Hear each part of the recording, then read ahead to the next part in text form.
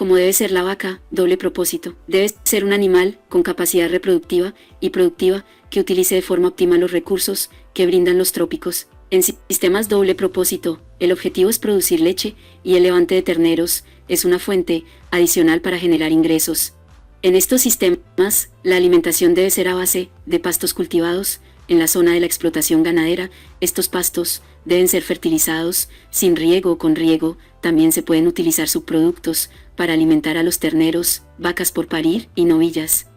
La suplementación con minerales es básica. La meta mínima para ser rentables debe ser de 70% de pariciones anuales. La producción de leche por vaca al año debe estar entre los 1.500 a 2.000 litros. Los terneros deben pesar en promedio los 450 kilos a los 2 años.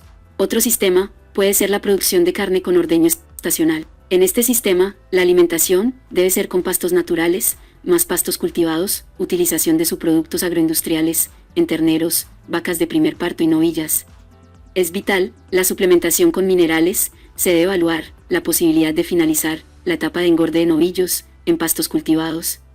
En este sistema, las razas más rentables son las CU o cruces de CU con Bostaurus, los toros, de preferencia que sean CU, cruces de Bostaurus, con CU o semen de Bostaurus. En países tropicales, donde utilizan el F1, es decir, vacas con 50% taurino y 50% cebuino, en temas de producción de leche, fácilmente alcanzan los 1.500 a 2.000 litros por lactancia y destetan un becerro, que genera un ingreso económico adicional.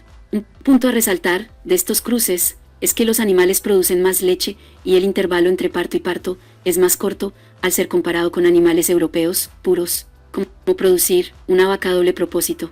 Crece alterno, las vacas original del hato ganadero, que en su composición racial contenga pocos genes tipo leche, serán apareadas con toros Holstein. Las hembras de ese cruce se aparean con toros de la otra raza, en este caso sería CU. En cada generación se alterna la raza del toro para cada generación. Como producir al toro doble propósito. El toro tiene un mayor grado de influencia en la mejora genética. Esto se debe al mayor número de hijos por año que el toro puede tener en el hato. El toro debe ser mejorador de características productivas y reproductivas y que garantice un buen nivel de genes europeos.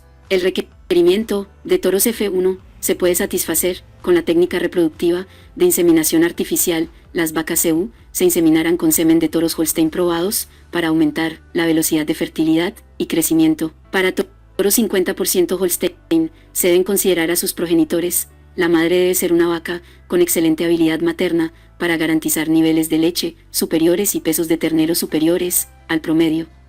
El padre debe ser un toro de alto valor genético en temas de fertilidad, crecimiento y producción. Toros 3/4 de Holstein, 1/4 de CU, también son fáciles de obtener por medio de la inseminación artificial. Podemos concluir que para el tema de toros, el ganadero puede adquirir toretes en otros rebaños, después generar sus toretes en el rebaño, someterlos a pruebas de crecimiento entre los 8 a 18 meses, colocarlos en potrero con pastos de calidad promedio. Es vital tomar los pesos al inicio y finalización de la prueba para determinar las ganancias de peso en cada animal y seleccionar a los mejores.